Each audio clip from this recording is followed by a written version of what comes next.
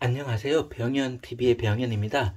오늘은 멘탈의 연금술이라는 책입니다. 보드 세퍼 지업, 수식어가 필요 없는 분이죠. 예전에 그 돈이라는 아주 크게 이제 베스트셀러가 된 분이 낸 새로운 책 중 하나네요.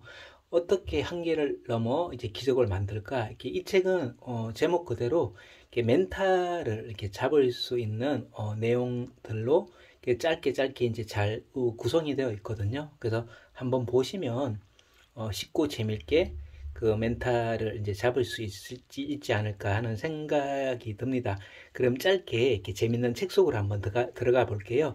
어떻게 그 한계를 넘어 이렇게 기적을 만드는가? 이 책은 이제 토네이도 이제 출판사에서 나온 책이고요. 이 세상에서 이렇게 성공한 사람은 모두 어, 멘탈의 연금술사이다. 성공이란 잠재력을 최대한 펼치는 사람이 되는 것이다. 우리가 끝을 보지 못하고 중도 포기한 이유는 능력이 부족해서가 아니라 능력을 충분히 펼치지 못해서라고 이 책에서는 얘기하는데요. 목차에 보면은 다윗이 어떻게 골리앗을 이겼는가라는 내용이 226페이지에 있는데요. 오늘은 요 내용은 안 다루고요. 이 부자의 그릇, 빈자의 그릇. 우리는 우상향하는 인간이 되거나 우하향하는 인간이 되거나 둘 중 하나라고 합니다. 점점 부자가 되거나 점점 가난해지거나 둘 중 하나다.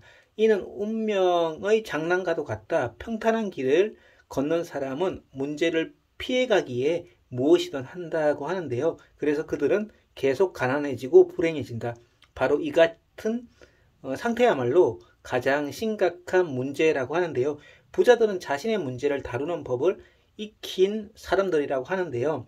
피한다고 해결될 일이 아니라는 것을 잘 알기 때문에 정면 돌파를 시도하고 이 시도를 성공시키기에 문제를 다른 시각으로 볼 줄 알고 문제를 무력화시킬 줄 알고 문제를 긍정의 에너지로 활용할 줄 안다고 합니다. 부자들은 이렇게 말한다고 하는데요. 기왕 하는 거 멋지게 해보자. 피할 수 없으면 지길 수밖에. 내일 지구에 종말이 와도 할 일은 오늘 하자. 네, 아주 긍정적인 마인드인데요.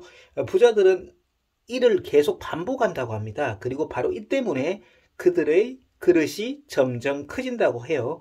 그릇이 커지는 사람에게 문제란 더 이상 부정적 사건이 아니라 평범한 사건이라고 합니다.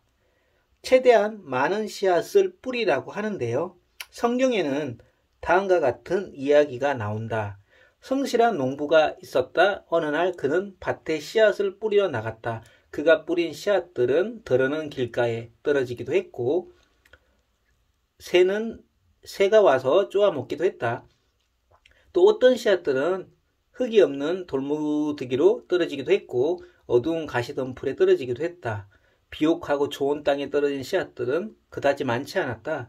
하지만 성실한 농부는 알고 있었다. 좋은 땅에 떨어진 일부 씨앗들이 수십 배, 수백 배의 결실을 선물해 준다는 것을. 첫째, 우리가 시도하는 모든 일은 성공을 거두지 못한다고 하는데요. 모든 씨앗이 전부 열매를 맺는 것은 아니다. 따라서 우리는 최대한 씨앗을 많이 뿌려야 한다. 단 하나의 씨앗을 뿌려놓고 그 씨앗이 열매 맺기만을 고대해서는 안 된다. 둘째, 적에게 집중하지 말고 자신에게 집중해야 한다고 하는데요. 성공한 사람에게는 항상 적이 있다. 이는 자연의 법칙이다. 성실한 농부는 적이 나타나도 아랑곳하지 않는다. 그저 성실하게 넉넉하게 씨앗을 뿌리면 결실을 맺는다는 것을 안다고 합니다. 셋째, 먼저 최선을 다해 씨앗을 뿌려야만 열매를 거둘 수 있다고 하는데요. 보상은 최후의 전리품이라고 합니다. 최선을 다해 포기하지 않고 좌절하지 않고 두려움과 싸우고 나면 보상을 얻을 수 있다고 하는데요. 핑계를 대고 아무것도 하지 않으면 아무런 보상이 없다고 합니다. 넷째, 우리에게는 끈기가 필요하다고 합니다. 성장에는 시간이 필요한 법이죠. 씨앗을 뿌린 지 이틀 만에 열매를 거둘 수는 없다. 단순히 일하는 것만으로는 부족하다. 끈기 있게 해야 성과를 얻을 수 있다고 하는데요. 마지막으로 누구나 자신이 뿌린 씨앗을 거둔다. 좋은 씨앗을 뿌리든 나쁜 씨앗을 뿌리든 거둘 수밖에 없다고 하는데요. 지금 어떤 씨앗을 뿌리는지 주의를 해야 된다고 합니다. 그래서 이 책은 이런 식으로 해서 짧게 한 두세 페이지 분량으로 해서 간결하게 되어 있거든요. 그래서 한번 멘탈을 잡고 싶은 분이 보시면 펼치는 페이지마다 이렇게 도움이 되는 내용들로 구성이 되어 있어요.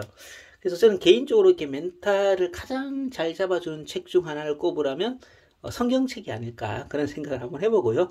혹시라도 이렇게 몸과 마음이 힘드신 분이 있다면 가까운 교회에 한번 가보시는 것도 참 좋을 것 같아요.